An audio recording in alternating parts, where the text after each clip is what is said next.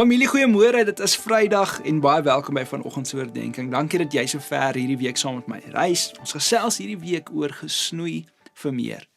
En vandag is ons in Romeine 8 vers 28 tot 29 sê vir ons.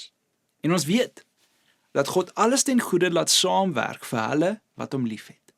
Hulle wat geroep is volgens sy doel vir hulle lewe. Want God het hulle reeds vooruitgeken en hy het hulle aangewys om net soos sy seun te word. Familie, wanneer God begin snoei, voel dit selde soos voorbereiding. Dit voel eerder soos 'n verlies. Dit voel eerder asof iets kleiner word, stadiger begin beweeg, selfs uit mekaar uitval. En as ons net kyk na wat voor ons oë gebeur, is dit maklik om te dink, iets is besig om verkeerd te loop. Maar Romeine 8 gee vir ons 'n dieper perspektief. God werk nie net in die dele van jou lewe wat sin maak nie, hy werk ook in die dele wat vir jou verwarrend, pynlik, onvolledig voel. En Paulus sê nie net dat alles op sigself goed is nie, hy sê God laat alles ten goeie meewerk vir die, ek en jy, wat hom liefhet. Met ander woorde, God is so soewerein en genoeg om selfs pyn, wagtye, teleurstelling en terugslag in te trek in sy vormende werk in jou lewe. Wat jy dalk as 'n einde sien, kan in God se hand deel wees van voorbereiding. En vers 29 spesifiek wys vir ons wat daardie goeie uiteindelik gaan wees, dat ons gelykvormig sal word aan die beeld van sy seun. Dit beteken God se hoogste doel is nie eerstens jou gemak, sukses of onmiddellike deurbrake nie. Nee, sy doel is dat Jesus al hoe meer in jou lewe sal sigbaar word. Daarom is snoei nie vernietiging nie. Dit is vorming. Dit is wat ons hierdie week vir mekaar wil sê, dit is voorbereiding. Dit is God wat jou nie los soos wat jy is nie, maar jou aan die beeld van Jesus gelyk maak. Ons sien dit oral in die skrif. Ons sien dit soos wat ons in die week begin het met Josef se tronktyd. Dit het nie net sy roeping vernietig nie, dit het hom voorberei.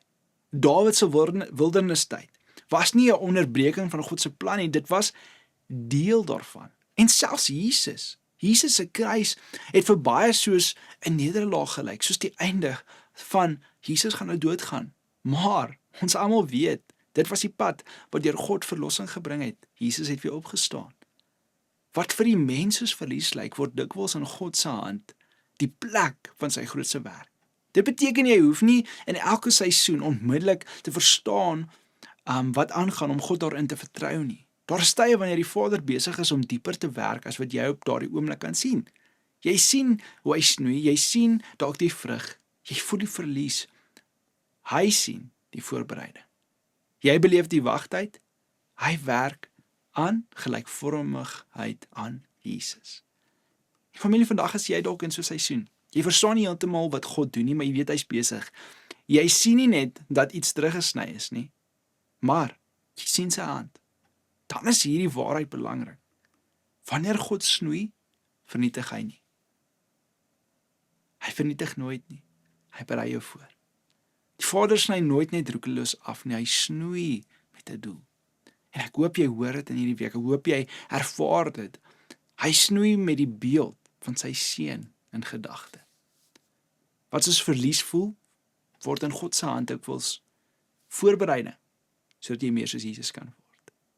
Ek wil jou vandag vra, waar in jou lewe sukkel jy om God se snyproses, sy snoeiproses as voorbereiding te sien, eerder as 'n vernietiging proses.